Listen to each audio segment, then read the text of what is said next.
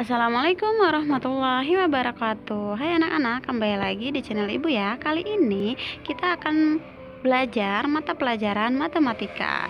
Materinya yaitu sifat komutatif dan sifat asosiatif. Tonton terus video ini, simakin, jangan di skip ya. Karena kalau di skip nanti anak-anak ada hal yang tidak difahami. Karena di akhir video ini akan ada latihan untuk anak-anak. Mari disimak. Oh ya, jangan lupa sebelum disimak untuk like, komen, dan subscribe, dan nyalakan tombol loncengnya agar setiap ibu mengupdate materi maka akan langsung muncul ke handphone anak-anak. Sekarang kita lanjut ke materinya. Sifat komutatif atau pertukaran. A. Sifat komutatif pada penjumlahan. Contoh, yang pertama 12 ditambah 15 sama dengan 15 ditambah 12 yang hasilnya 27. Yang kedua 8 ditambah min 7 sama dengan min 7 ditambah 8 maka hasilnya 1. Nomor 3 23 ditambah 7 sama dengan 7 ditambah 23 maka hasilnya 30. Selanjutnya nomor 4 min 12 ditambah min 11 sama dengan min 11 ditambah min 12 yang hasilnya min 23. Nah itulah ya anak-anak. Jadi yang namanya pertukaran mau dibolak-balik itu hasilnya juga akan sama. Misalnya tadi ya nomor 1 sudah dijelaskan di situ ya. Misalnya nih 7 ditambah 5 sama dengan 5 ditambah 7. Kenapa? Karena 7 ditambah 5 hasilnya pasti berapa? 12. 5 ditambah 7 juga 12. Seperti itu ya anak-anak. Nah, untuk sifat komutatif ini tidak berlaku untuk pengurangan dan pembagian. Kenapa? Karena hasilnya nanti akan beda. Misalnya 2 dikurang 1 itu hasilnya 1. Kalau 1 dikurang 2 itu hasilnya min 1 ya. Jadi berbeda. Beda dengan penjumlahan 2 ditambah 1 3. Dibalik lagi. 1 ditambah 2 3. 2 ditambah 1 3. Nah jadi hasilnya tetap ya. Jadi perlu diingat untuk pertukaran atau komutatif tidak berlaku untuk pengurangan dan juga pembagian ya. Selanjutnya B. Sifat komutatif pada perkalian. Contoh, yang pertama 6 dikali 3 sama dengan 3 dikali 6 yang hasilnya 18.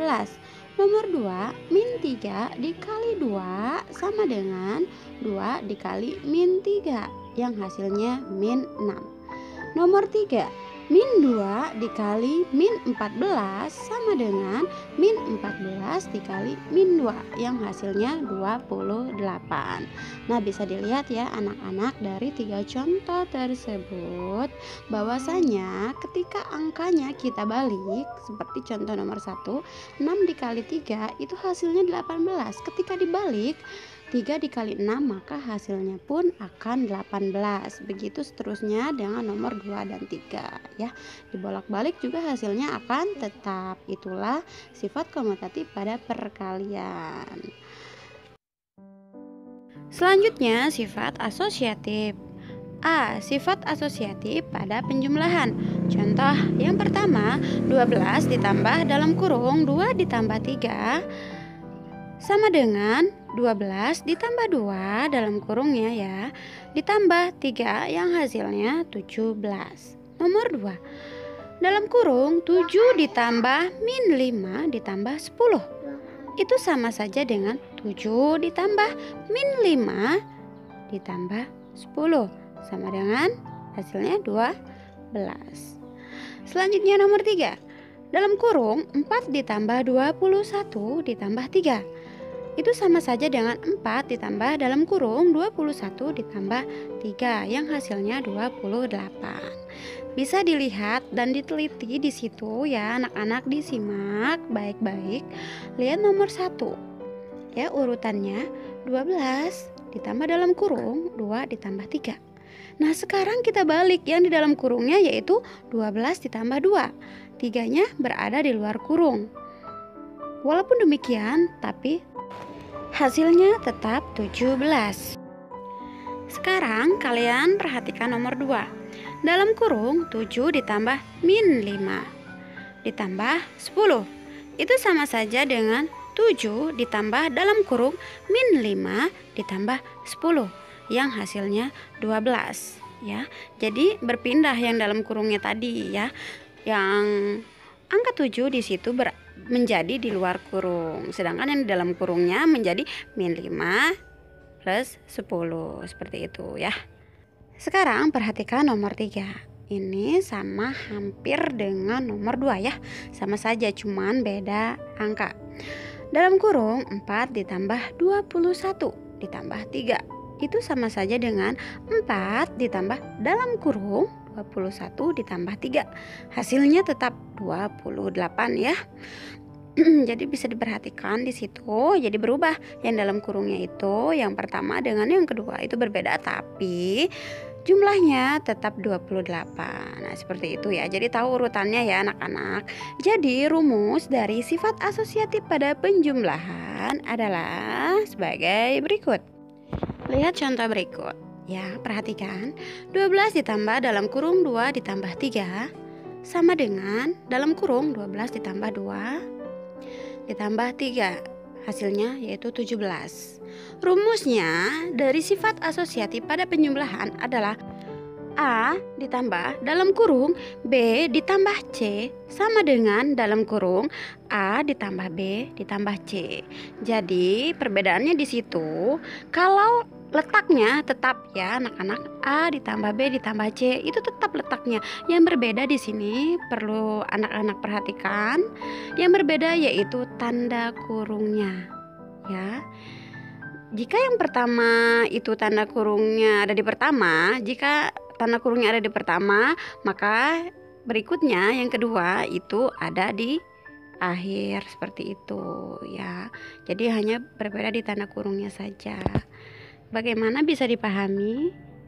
Kalau masih bingung boleh bertanya di komentar ya. B. Sifat asosiatif pada perkalian. Contoh 1. 10 dikali dalam kurung 6 dikali 8. Itu sama saja dengan dalam kurung 10 dikali 6 dikali 8. Hasilnya 480. Nomor 2. Dalam kurung min 6 dikali 5 dikali 4. Itu sama saja dengan min 6 dikali dalam kurung 5 dikali 4. Hasilnya min 120. Nomor 3. 9 dikali dalam kurung min 2 dikali 5.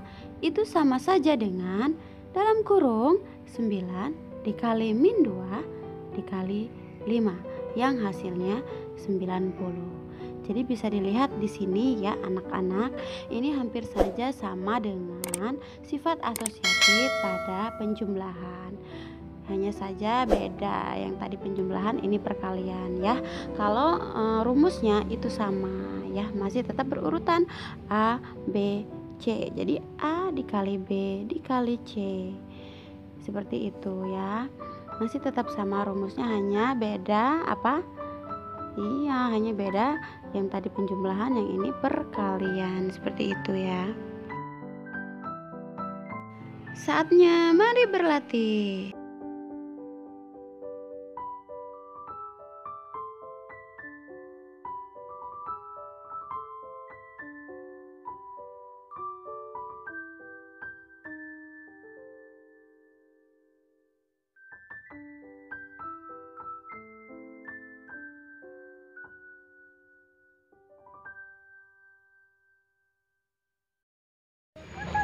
Selamat mengerjakan. Jangan lupa selalu jaga kebersihan dan tetap di rumah ya. Ingat, kalaupun mau keluar jangan lupa untuk selalu menggunakan masker.